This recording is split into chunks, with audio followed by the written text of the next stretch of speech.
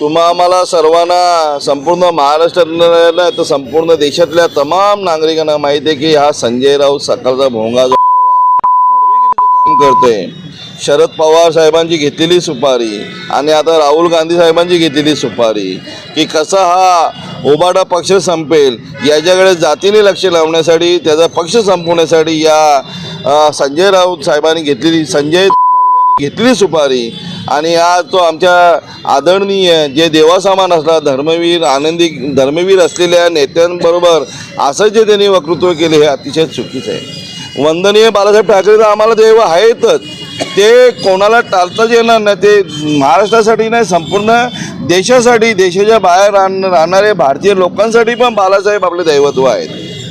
पण त्याचबरोबर धर्मवीरांसारखा काम करणारा धर्मवीर दिघे साहेब हा ठाणे जिल्ह्यातल्या हर एक नागरिकांच्या, हर एक युवांच्या, हर एक ज्येष्ठांच्या, हर एक लोकांच्या घराघरात असणारा हा दिघे साहेब, त्याचप्रमाणे महाराष्ट्रात फिरणारा दिघे साहेब आणि त्याच्याबरोबर चर्चा करणं ही या माणसाला या शोभत नाही आणि त्याच्याबद्दल उद्गार काढल्याबद्दल आम्ही त्याचा संपूर्ण निषेध करतो आणि निषेध करतो. त्यांनी सांभाळून बोलावं, नाही तर हा शिवसैनिक घरात घुसून मारल्याशिवाय राहणार नाही याची त्यांनी काळजी घ्यावी.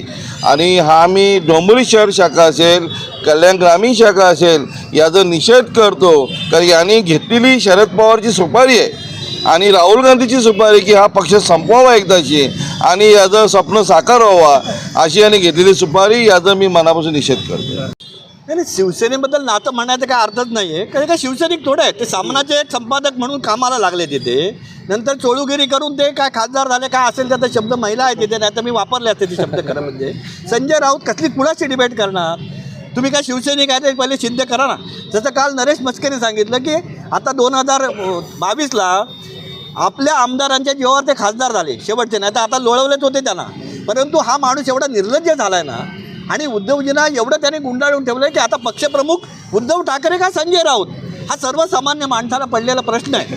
आणि म्हणून संजय राऊतांनी ठीक आहे आता जे झालं, तुम्ही आतापर्यंत हे शेवटचं वक्तव्य त्यांचं असावं. कारण एवढं बेताल वक्तव्य त्यांच्यासारखा एक जबाबदार संपादक म्हटल्यावर आपण आपल्याला वाटतं कोणतरी मोठा माणूस आहे, त्याच्यासारख्या एवढं बेजबाबदारपणाचं जे म्हणजे वक्तव्य करतात ना याचा आम्ही निषेध करतो. आणि त्याचं जे काय आहे ना रिझल्ट ते ह्याला पुढच्या 6 महिन्यात कळणार आहेत. त्यामुळे त्याने आता तयारीत राहावं त्याप्रमाणे. संजय राऊत